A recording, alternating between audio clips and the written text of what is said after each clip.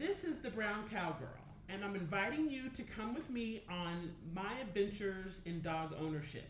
Not only have I never had a dog before, but I have never owned a pet before. I don't have any kids. I've never raised anything. I've never had to keep anything alive, feed anything regularly. You get the idea. I'm new to this.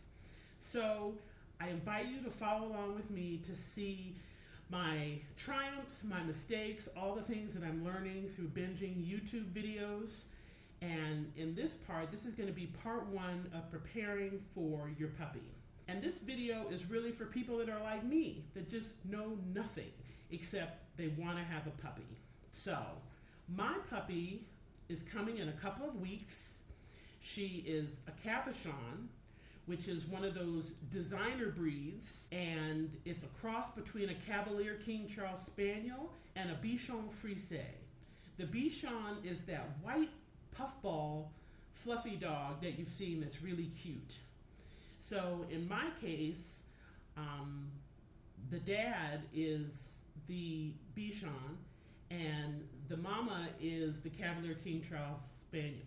One thing that I've learned is that female dogs are no longer, I don't know how long this has been, but they are not referred to as bitches in the dog world.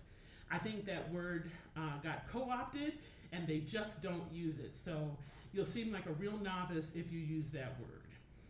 Breeding female dogs are called dams, D-A-M.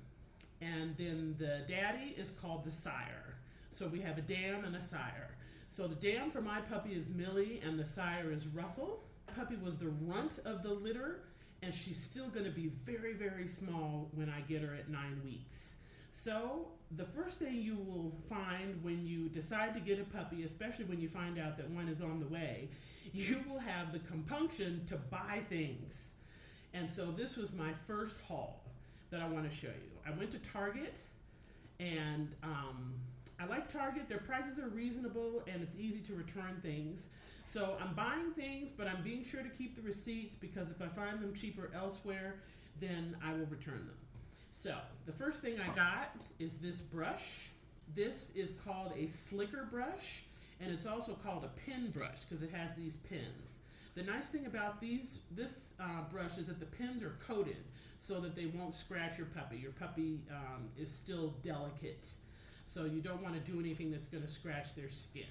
So I got that. I got my puppy her first toy.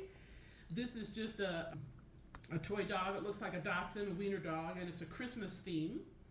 And the toy doesn't have anything. I will cut off this string that was used to hang it up in the store. I will cut that off, but other than that, the toy doesn't have anything that can be pulled off by those sharp puppy teeth and possibly ingested by the puppy. And it is a squeaky toy, and I'm told they like those. So we'll see how that does. And I got these bones from Nylabone. I learned that Nylabone is the name in dog bones. It has one that's a little softer and it's for teething puppies, so this is one that the puppy will be able to use right away.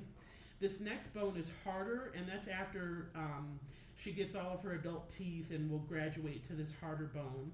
This particular pack also has this edible dog chew, and it has nubs on it, which also helps with teething and helps to clean their teeth when they eat.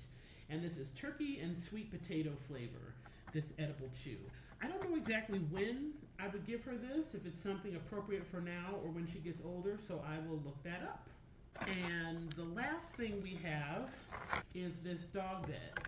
Of course, I'm going to get a crate to keep her in, but this is just something like if we're sitting watching TV or something for her to sit in and be comfy and maybe to take a nap. This is a small dog bed. I wanted the smallest one I could find. My puppy's still going to be very, very small when I get her, so I didn't want her to be swallowed up by a bigger bed. It has this soft bottom and these sides that will help her feel more enclosed. So that's our first haul in preparing for puppy part one, and I hope you enjoy the series.